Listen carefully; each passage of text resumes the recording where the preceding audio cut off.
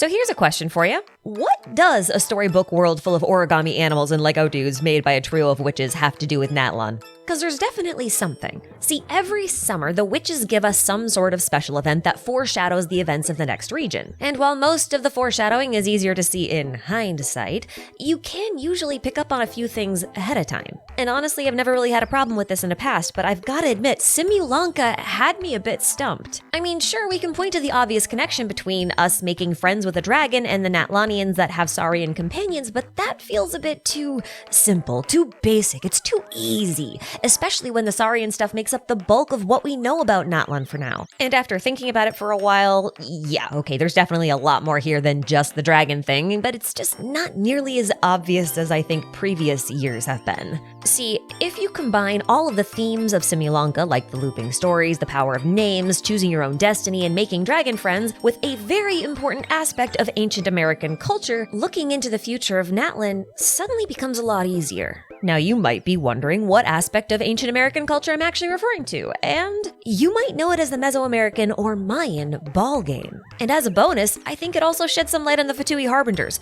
especially Capitano. So in this video, we're going to be talking about names, fates, dragons, harbingers, and ball games, all as a means of deciphering the mystery that is Natlan. I hope you guys are ready for a really wild ride because this is going to be a lot of fun. And don't forget, we've got timestamps, spoiler warning, citations, attributions, and links to related content in the description box if you want them, and you can also find post-video notes and corrections in the pinned comment. Now then, why don't we step up to the plate because the games are about to begin.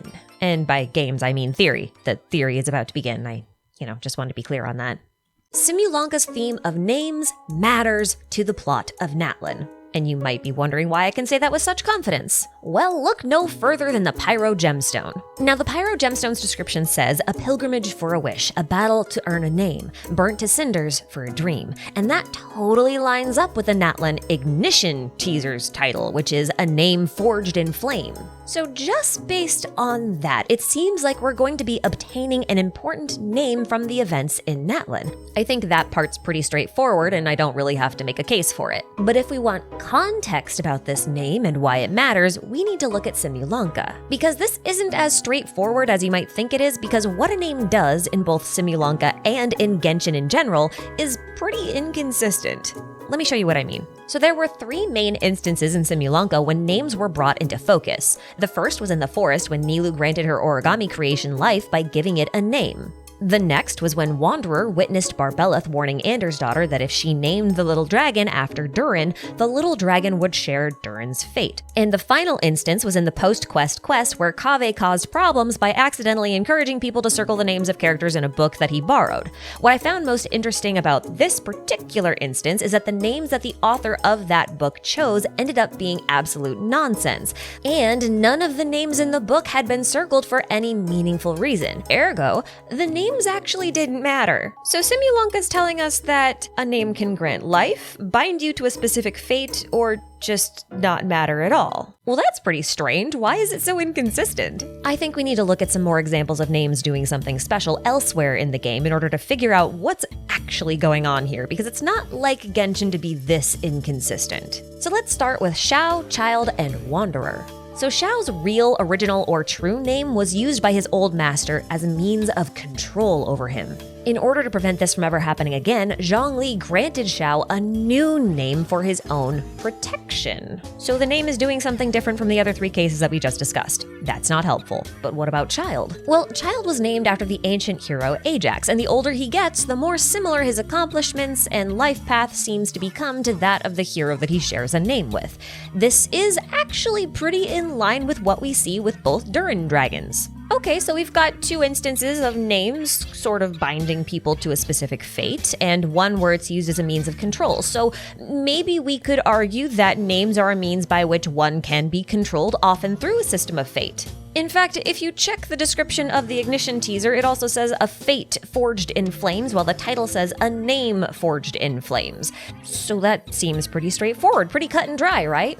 Not exactly. There's some nuance here that I think is quite easy to miss, and the key to understanding this nuance is Wanderer. Now, for those of you who don't know, Wanderer never actually had a name. A didn't name him after he was created, and he never selected a name for himself. At least, not until the Traveler named him, but we're gonna get to that. But in place of having a name, Wanderer actually has roles. See, when the people of Tatarasuna first found him, they called him Kabukimono, which isn't a name at all, it just means weird person or a person who acts in kabuki theater. It's a role or a descriptor, but not a name. And after he deleted himself from Irminsul, he became the Wanderer. Again, not a name, but a role. Do you see the pattern forming? Because it's about to get more interesting. Because when he was recruited by the Fatui, he became Scaramouche, which isn't a name either. It's a trope. Scaramouche is just a nameless stock character from the Commedia dell'arte. And you probably know this by now because the game's been out for a while, and this is pretty common knowledge, but the Commedia dell'arte is a type of theater wherein the character is boiled down to just their tropes. They're all kind of generic, in a way. But here's the thing I found most interesting about this. During his time as a Harbinger, Wanderer was basically an actor taking on the role of Scaramouche. He was playing a character. Now, in any other theatrical performance, those characters would have their own names instead of being identified as their tropes, and that's when everything kind of clicked into place for me. Because at that time, I remembered this monologue that was written by William Shakespeare that kind of sums up the entire idea. He said, "All the world's a stage and all the men and women merely players." Now, Kaya quotes this in his Hangout, and it's also the title of Farina's character demo, so I think it's pretty relevant overall to the plot. So what I've taken this to mean is that when you grant someone a name, you are actually defining that person's role within the story of the world that you're putting them in. So in order for something to exist within Simulanka's storybook world, for example, they must have a role to play in the story. So when Milu names Parisara, she's given her a role which allows her to exist within the book, hence granting life. And speaking of fate and control within the context of names, you know how demon gods, especially archons, are named after demons from the Lesser Key of Solomon? Well, all those demons were under Solomon's control, and you might not have noticed, but the Archons only ever go by their demon god name when they are acting the part of a nation's god. The rest of the time, they use a name that they chose for themselves. And I've been wondering if the Archons don't like going by their demon names because it's not their real name, it's a name that was given to them by Celestia, who would be acting as Solomon in this case. And they gave them that name in order to define the role that they would play within the world. So they only use that name when they are acting out the role of a god. And this might actually be what differentiates beings like Adepti and Yokai from gods. If we follow this logic, when the Traveler was asked to name Wanderer, they were actually acting as Solomon, granting him a new role, and that's why his name can't overlap with the names of other characters. He's not supposed to play their role. Now, the gods of Simulanka are Barbeleth, Alice, and Anders' daughter, and it's Anders' daughter who governs the fate of the world and also is the one who is responsible for granting names. As the author of the world's story, she is responsible for assigning each character their role. So when she gave the little dragon the name Durin, it was because she wanted that little dragon to play the same role that Big Durin did. But just because the role of two characters in two different stories are the same, doesn't mean that they have the same fate or ending. That quest with the frogs and the squirrels taught us that even though we might loop through the same stories like they follow cyclical patterns, how the story ends is up to us. And speaking of names, tropes, and roles, let's take another look at the Fatui Harbingers because their setup makes a bit more sense when you think of their names as roles that they have to play, as opposed to serving as personal identification, I guess. Piero is described as the director of the Harbingers, so he would be the Solomon here, right? He'd be picking up actors and giving them an appropriate role. And once they accept that role, they are to play that role according to his directions, because he is the director. But in the end, it doesn't really matter who the actors are or even what happens to them in the end. It just matters that the roles within his production are filled. And we can see this idea of names as roles coming into play again during the quest with Kaveh, because in that quest, the names themselves don't even matter to the author. They could be any name and it wouldn't change anything. Does it matter if a suspect was called Al-Amal? Or does it just matter that they're called a suspect? And let's not forget that the reason that all of those names in the book got circled was because Kaveh was getting hung up on how the name was spelled wrong, and he accidentally ended up circling the character with the most important role, the murderer. The typo didn't matter, the name didn't matter, the role of the character mattered. Now, with that in mind, notice that the one character whose name in the book that we do know is Al-Amal. And I only mention this because Okay, obligatory Deshret mention, but also because Dia says that the detective of the book suspected Al-Amal of leaping across a broken bridge like a frog. Now, Candace might have told us not to overthink this, but overthinking is what we do here, and I would like to take this opportunity to remind you that one of our main quests in Simulanka deals entirely with a kingdom of leaping frogs. And yes, this is how we circle back to Natlan, because all of this matters, even the frogs. Especially the frogs, actually, because they have a lot to do with the role that Deshret plays within Sumeru, and it's that role that carries over to Natlan. Alright, so the specifics of the frog quest aren't important for right now. What matters is that we have frogs that leap, and that this nation of jumpy froggies has a legend that states that the winner of the Jumpy Froggy contest will save a mysterious princess someday. Meanwhile, on the other side of the forest, we have a kingdom of flying squirrels who are seeking a guardian to pass some trials to prove themselves worthy of claiming a sacred relic. Now, you might notice this repeating theme of using a trial or competition as a sort of ritual reenactment of past events in order to become a champion or a guardian so that they can accomplish their calling. And if they can accomplish that calling, then they will have a future. And if they can't, then the story ends and bad things happen. And as you continue their respective quests, you'll learn that these rituals were designed to be impossible to complete because there is no princess to save and the holy relic never acknowledges the guardian. When past guardians and champions learned of this, the meaning of their conquered trial or challenge was lost, and they faded away into obscurity and the kingdoms fell and it was a disaster. So basically the story would reset itself with new characters and new roles repeating over and over and over on a loop. Later in the Cave of Eerie Murmurs, we're told that stories follow rules, unfolding in cyclical patterns. Each follows its own course. And it's that last line that's important there because our squirrel and frog companions take that to heart because they realize that even though they have to experience the same cyclicality of their kingdom stories, how those stories end is ultimately up to them. In other words, they both must find their own meaning and then they will be able to witness their own futures. Now, you probably have no idea why this matters for Natlan, and that's okay. I'm going to explain it, but first, let me ask you a question. Did you ever stop to wonder why frogs and flying squirrels were the chosen animals for this quest? No?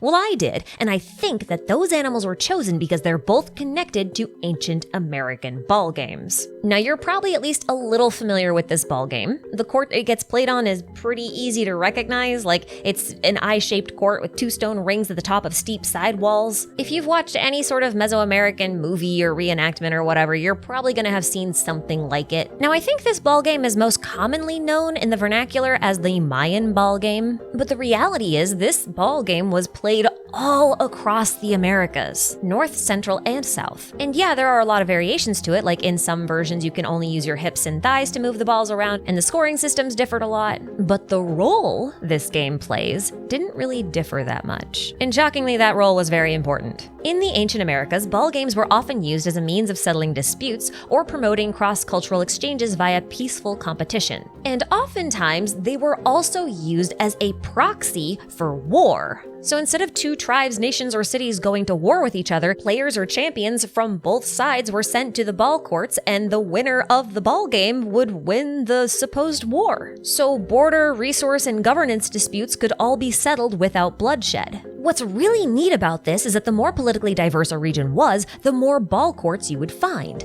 Regions with more consolidated power structures had the least amount of ball courts because their, governance wasn't really challenged that much. And if we look at Natlan, it's split into 6 different tribes or factions. This suits the intertribal ball game culture perfectly. And it also explains why, despite being the nation of war, Natlan doesn't feel very warlike. They're likely using sports as a proxy for war, especially ball games. In the Ignition teaser, Kachina launches what appears to be a rubber ball, and whoever happens to catch it is going to be a player in the upcoming tournament, which should be a ball game in my opinion, and the Pyro Archon apparently holds this once a year. And why would she do that? Because the ball game is a ritual, very similar to the trials and competitions of Simulanka's squirrels and frogs. Now, you remember how I said that the ball games are played all over the Americas, often as cross-cultural events? Well, when you have multiple cultures coming together, you're gonna have people who have different myths, legends, gods, and beliefs. So a shared ritual has to be a little agnostic, or at least generic enough in its purpose so that it can fit any culture's context, which was indeed the case with the ball games. On its most basic and generic level, the ball game was a ritual wherein players took on the roles of deities that helped the sun, represented by the ball, complete its journey across the sky. When the ball hit the ground, it meant that the sun had descended into the underworld for the night. Now, the ball court itself was supposed to represent the cosmic plane, the boundary of Earth between the sky and the underworld, and thus the ball court was considered one of the few locations where the real world and the supernatural worlds came together. Now, in many cultures of the region, especially in Veracruz, water was heavily associated with the underworld. So when the sun descends, it's metaphorically being doused in the water of the underworld. Now, frogs are creatures that exist on the boundary line. They inhabit both land and water, so their strong association with the ball game comes from this ability that they had to cross the boundary between the lands of life and the waters of death. In fact, one of the most important deities that governs storms, water, and rain, Chahak or Tlaloc, is often thought to be a frog god. So you remember how in Kave's book, Al-Amal leapt like a frog over a bridge? Well, a bridge is basically a means to cross a boundary of water, well, most of the time. And water in this case is referring to the underworld, at least allegorically, right? And frogs are found on this boundary line. Now, Al-Amal is obviously a loose reference to Al-Amar, who is Deshret, who is also a reference to both Amun-Ra, a sun god, and Osiris, the god of the underworld. In other words, he's a frog. A sun frog, which means that his role is similar to that of Farabear, the frog from Simulanka. See, Farabear's name seems to have its roots in the words pharaoh and bear, which means bright light, like a sun. And incidentally, pharaoh is etymologically related to the word pharaoh, like the Egyptian king, which is also what Deshret was. Now, Farabear can also be a variant of the name Robert, which ironically also still means bright, as in light, but with a dash of fame thrown in. And I've also seen the name include falcon as a meaning, so like bright falcon, which is still hilarious to me as Amun-Ra has associations with falcons. And even if you go the French route and read Farabear as fake Robert, all it would mean is false brightness, or maybe just a fake sun, or a blackened sun. And Deshret was a blackened sun. As a side note, I also acknowledge that this name could also be a reference to the novelist Gustave Flaubert or Frederick Froebel, but I'm ignoring this because Deshret frog allegations are cooler and more fun and more thematically on point. Now, don't misunderstand me though. I'm not actually trying to make this about Deshret. It's his role that is important, not him. And that role is as a sun or a frog that crosses the boundaries between life and death, potentially sharing a name with a false or bright sun king depending on your reading. Seems straightforward enough, right? So what about the squirrels? How do they fit in? I admit I actually didn't understand the squirrels at first. The only ancient American legend I could remember or find was a Cherokee myth about a ball game between birds and land animals wherein two rodent animals wanted to join the birds team but couldn't fly. So the birds took the skin of a drum and stretched it over the rodents until they became the flying squirrel and the bat. And those two rodents helped the birds win the game. That is the only ball game association with squirrels that I could find. And obviously if I'm telling you the myth, then it must be relevant somehow, but I didn't understand the relevance until I also found this legend told by the Huichol people of Mexico, which also has to do with a sun and a squirrel. This legend says that in the beginning, only the moon hung in the sky, but the people wanted more light, so they convinced the moon to give the people her only son, a limping one-eyed child, and the people sacrificed him in an oven. Soon after being sacrificed, he revived himself, fled beneath the earth to the underworld, and 5 days later emerged as the sun. Now, because only the moon lit the sky for so long, most animals were nocturnal and did not like this whole new daytime thing. So they tried to shoot the sun out of the sky, but the gray squirrel and the woodpecker defended the sun, allowing it to complete its first journey across the sky and create the cycle of night and day. For this reason, the Huichol people consider squirrels to be a sort of representation of a hero god. And weirdly, the squirrel's association with the sun is found all over the Americas in less grandiose ways that I never really knew about until now. Because by virtue of being incredible tree climbers, squirrels were often seen as one of the few creatures besides birds who were closest to the sun because of their ability to ascend to the sky so quickly. Now again, I'm mentioning these two myths because if you put them together, they actually line up eerily well with the story of the Mayan hero twins, Xbalanque and Hunahpu. And these twins were not only associated with the sun and the moon, but also the Mayan ball game. In fact, one of them is a named character from Natlan. Neuvillette character introduction came from a character that we've never seen before. His name is Xbalanque, the one entombed in primal fire, and there are a few interesting things that we can glean from this association. First off, this guy is introducing a dragon sovereign, indicating he's probably pretty important, with many speculating that he's either the real Pyro Archon, assuming Mavuika is a fraud, or a dragon himself.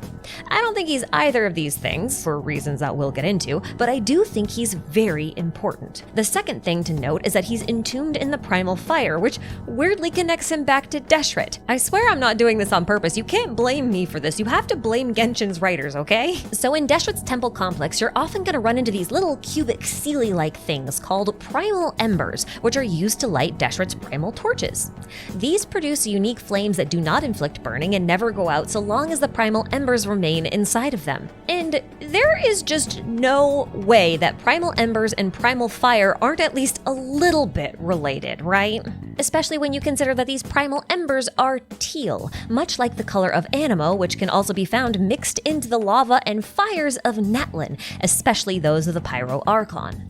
Now, in previous videos, I have made two claims. The first is that Anemo is the element most associated with death, and the second is that Pyro is the element of resurrection and purification. My logic is that Anemo seems to be the element of spirits, and the Thousand Winds seems to carry the souls of the dead to a place where they can prepare to be reborn. This connects to Venti's first story quest, which is about an adventurer who was trapped in the Mare Javari, or the Sea of Ashes, which is also found in Natlan. This adventurer died, but his soul was never able to rest, presumably because the Mare Javari is a windless land, suggesting it's a place where the souls get stuck because there's no wind to guide them back home. I talk more about the wind as death motifs in this video if you want more context from me, and if you want a different take entirely, you can check out this video from Laughing Man. Pyro, on the other hand, has countless associations with resurrection and rebirth, which I go over in this video about Arlecchino, which you can watch for more context as well. But the simplest example here is that Arlecchino's bloodfire extract can wipe people's memories,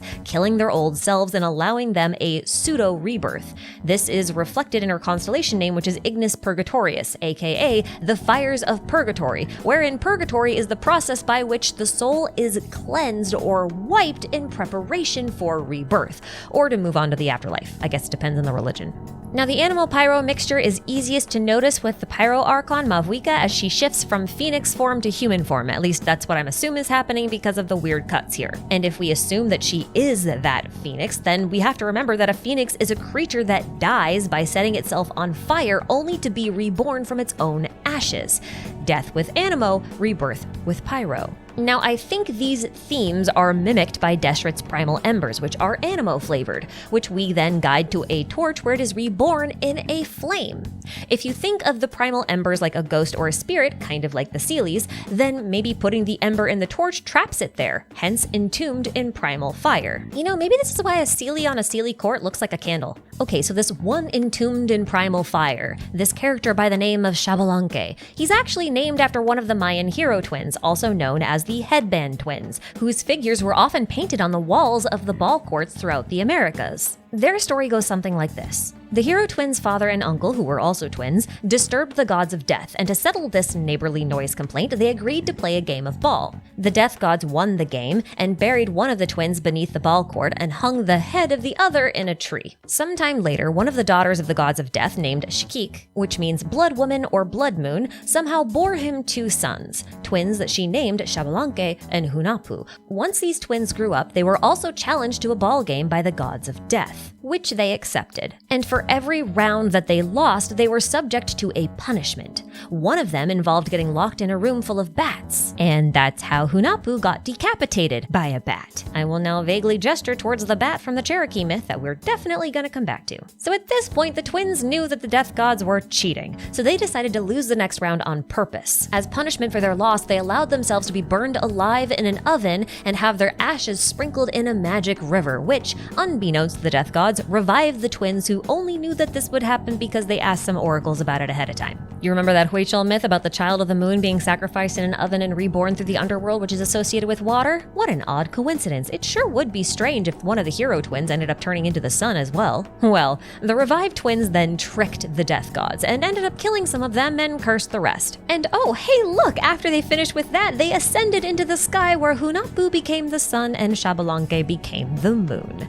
They revived their uncle, who then became the maize or corn god, endlessly going through a cycle of death and rebirth, and thereby tying the ball game to the cycle of the harvest. If you want a longer, more thorough version of the myth, TED actually has a great little animated version of it, which you should totally check out. I'll leave a link. This is a few too many coincidences for my taste, even though I am cherry-picking some myths. But even in spite of that, everything I've found seems to be pointing to the fact that we are going to play a ball game for the sun in Natlan. And you know what? Bonus points if it's against a god of death or hosted by a death god, which actually isn't too far off because Mavuika is likely based on Mavuika, who is a god of fire and also the little sister of the god of death. Funny how that works. Now, I think that Mavuika hosts this ball game tournament every year as a proxy for intertribal warfare, wherein each player assumes a different role in a story that the game is meant to reenact or represent. And perhaps that tale is the one of the sun's journey across the sky and the descent into the underworld, which means that the ultimate goal of this game would be to have the sun reignite or resurrect itself to bring forth a new dawn. And if I'm right about the Simulanka parallels, then every year she hosts this game, she gets the same outcome. The story plays out cyclically with the same ending every time, just like with the squirrels and frogs. But not this time. This time it's going to be different. And do you know why? It has to do with the names of the Natlan characters that we've seen so far, because each one symbolizes a role from one of the myths that I've talked about today. In other words, this time the story has all of the key roles filled. So Chaska is named after an Incan star god, similar to Citlali, whose name means star. I'm pretty sure that these two are supposed to represent the oracles that the hero twins consulted before they went through their cycle of death and rebirth. And then we have Xilanen, who is named after the Aztec maize or corn goddess. She's most likely a reference to the hero twins' uncle who was buried beneath the ball court and became the maize or corn god. Now Mualani is named after a Hawaiian sky goddess and therefore references the sky that the sun traverses. As for Ororon, I know a lot of people think he's supposed to be named after Olorun, a supreme deity from the Yoruba pantheon, which isn't really a bad assumption given that Iansen is also named after a Yoruban god of death and rebirth. But thematically, a supreme deity doesn't make any sense in this ballgame setup, even in spite of his hand markings looking a lot like the eyes on the Sustainer of Heavenly Principles cubes. So I'm actually more inclined to think that he's referencing something else, like maybe the Maori deity Orongo, another agricultural god. That would honestly fit better thematically with all of the motifs of the ballgame. Ororon also has bat-like characteristics which can have a few implications here. For example, he might not reference a deity at all, but instead reference a manga called The Demon Ororon, wherein Ororon is a devil that sucks blood, kinda like a vampire or a vampire bat. Now this manga reference might feel a little bit random here, but most of Natlan's cultural references seem to come from regions located around the Ring of Fire, and Japan just happens to be one of those regions, so it's not that huge of a stretch. Now these bat-like characteristics of his also make me think that he's going to play the role of the bat from the Cherokee myth and the myth of the hero twins, meaning he will not only help the squirrel, but he will also kill or injure a Hunapu equivalent. And I think he's also going to be on the side opposite the squirrel at first, since bats are nocturnal versus the diurnal squirrel, so I think he'll switch sides later on. And this is where I think things get interesting, because the squirrel should be Kachina, and I don't think it's a fluke that she's the one who kicks off the ball game in the teaser. So Kachina seems to be based on a pika, which is a type of ground-based animal similar to a rabbit, but it's often mistaken for a squirrel or a mouse. And her name, Kachina, comes from the Pueblo word for spirit, which is kind of generic. But remember how we talked about the primal embers being Seelie-like spirits we had to guide to the torches?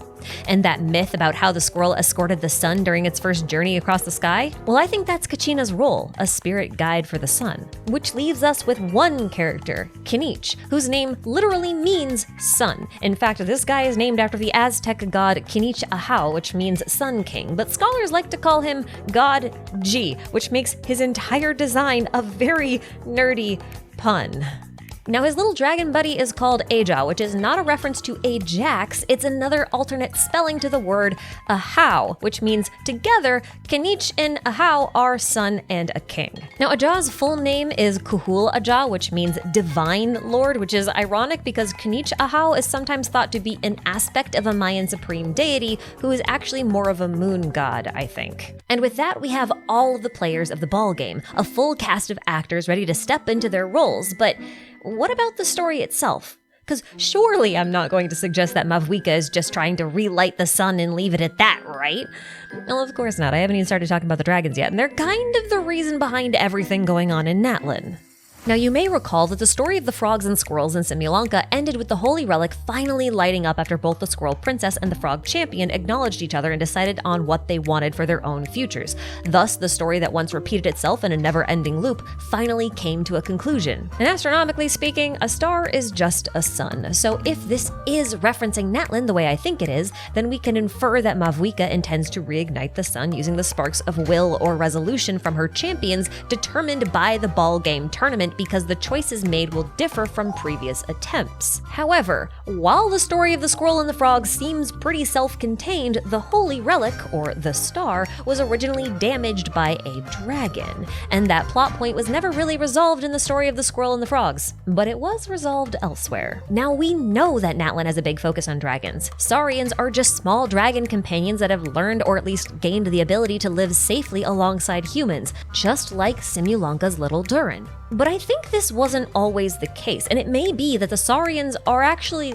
losing this trait, or they're regressing. So in Simulanka, Lego Durin was a huge black dragon that reverted everything he touched back into its raw materials, which in this case were blocks. But in the case of Teyvat Durin, it would have been like a bisque. And it wasn't until he was confronted by and blessed by the hero and his companions that he was able to stabilize his corrosive powers and safely exist alongside everyone else. This caused him to shrink down to Saurian size and strike up a friendship with the hero, which in this case is Wanderer, a man with no name. Incidentally, this story actually parallels the one told in Unfinished Reverie, which is a tale from Natlan's past. And in Unfinished Reverie, the Saurians weren't friends with humans. They were repressed and subjugated, but a group of different representatives from all the different tribes, including a pair of hero twins, banded together to defeat a tyrant that wouldn't let people make friends with Saurians. And then everyone made friends with Saurians. Obviously, this is an extreme summary, and you'll probably just have to read the artifact set to understand the whole story. But the parallels are there. On a more practical, less historical level, I would like to posit the idea that Wanderer is actually supposed to reference Kinich, mostly because of their roles and dispositions. And because both of them can fly, kind of. Heck, Ajah actually says that Kinich once fell headfirst off a cliff and survived, which sounds familiar. Did we see that in Simulanka? I think we did. Now, Kinich is known as something called a Saurian hunter and is described as being a ruthless, cold-blooded killer, and he doesn't bother to refute these claims either, the same way Wanderer never pretends to be a good person in light of his bloody and problematic past. But I gotta admit, the Saurian hunter thing confused me, because if we're going into a nation where the relationship between Saurians and humans is treasured, then why is Kinich hunting them? So not to change the subject, but do you guys remember what happened to Azhdaha? There was a time during Morax's rule that Azhdaha began to erode. His memories began to fade, and he grew more and more violent as he forgot all about the bonds that he forged with the people under Morax's rule. And he had to leech off of the ley lines within the chasm in order to prevent his deterioration. But that only delayed the inevitable. Eventually, he became so dangerous that Morax had to seal him away. And this got me thinking. The origami creatures of Simulanka's forest were losing their color because they lost access to their magic tonic, which is a multicolored ink. And the more their colors faded, the more their memories deteriorated, right? So in this Natlan speculation video that I made back when Simulanka wasn't even out yet, I suggested that the magic tonic was an allegory for elemental energy coming from the ley lines, since elemental energy and memories are interchangeable, and dragons are, by nature, elemental creatures. So elemental deterioration would coincide with a loss of memories or erosion, just like what happened with Azhdaha, and also with Apep after she ate Deshret and his forbidden knowledge, technically. I mean, the withering is a very similar looking phenomenon, both visually and allegorically. So what if this is happening to the Saurians too? What if the Saurians really are deteriorating and turning into those raging aberrants mentioned in Kenich's introduction? Because he hunts those raging aberrants, and since his title is Saurian Hunter, then it's definitely possible that the raging aberrants are Saurians. And in a nation where the bond between human and Saurian is treasured, I can see why it would be frowned upon to hunt Saurians, even if they were dangerous and degraded. And this degradation probably has something to do with a loss of elemental energy, similar to the loss of magic tonic.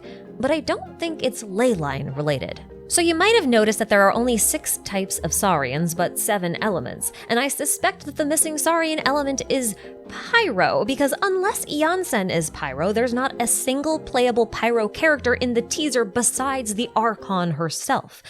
Isn't that a bit weird? Or maybe it isn't that weird, because it is possible that all 6 saurians are dual element, meaning they're all partly pyro, perhaps running on the residual flames of the pyro sovereign. Now, I don't have a ton of evidence for this is all just speculation, but the elements in Genshin are often likened to different colors of light, and of all the elements we have, only pyro and electro actually emit light. So I don't think it's unreasonable to assume that after their defeat, the light from the Pyro Sovereign's flames were split into 6 colors, and the tournament held every year is meant to keep those flames burning in the hopes that one day the Sovereign themselves will return. In other words, the Saurians are just the babies of the Pyro Sovereign, like Melazines, kind of.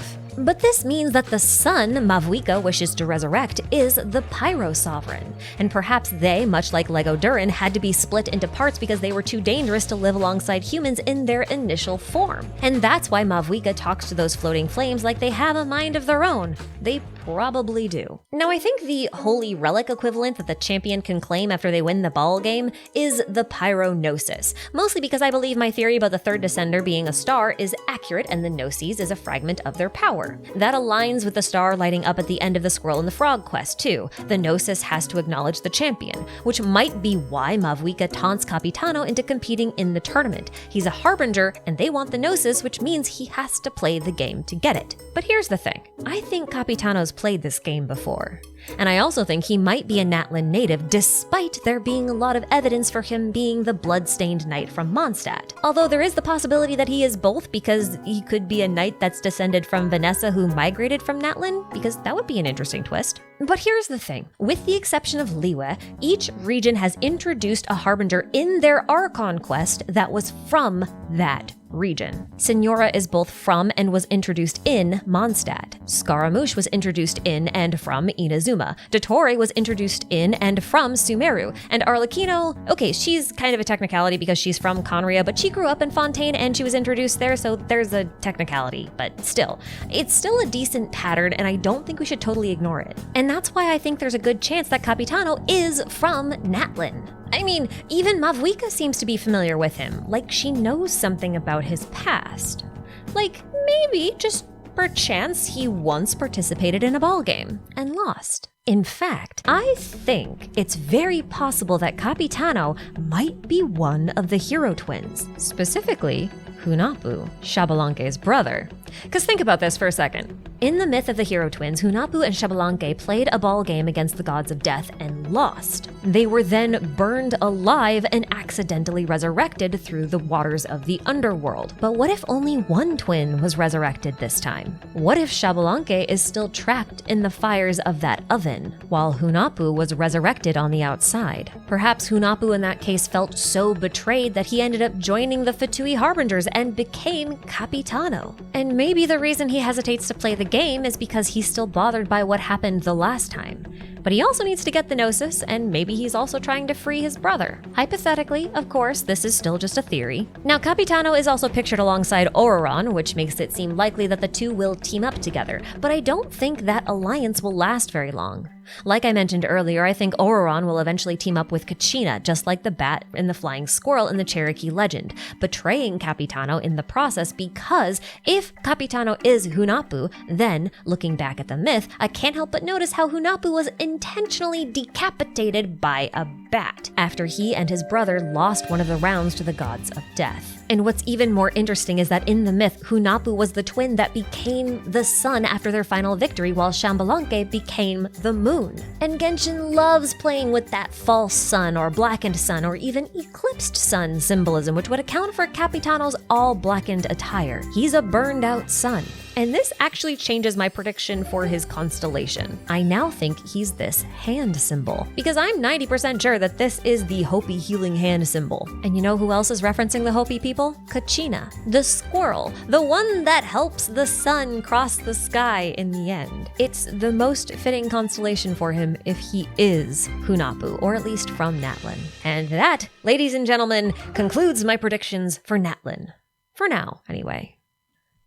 Now, I've obviously left out a lot of thoughts, mostly in the interest of time, because there's not a lot of time left between now and the live stream. It's literally this week as of time of recording, and I just know that the live stream will make me want to change so much of this theory, so yep, this is what I've got for right now. And before I forget, while I was researching Mavuika, I learned a few cool things, like how she was married to the god of comets, which might be the reason why there's a hypothesized impact crater in New Zealand named after her, although its existence hasn't been proven yet.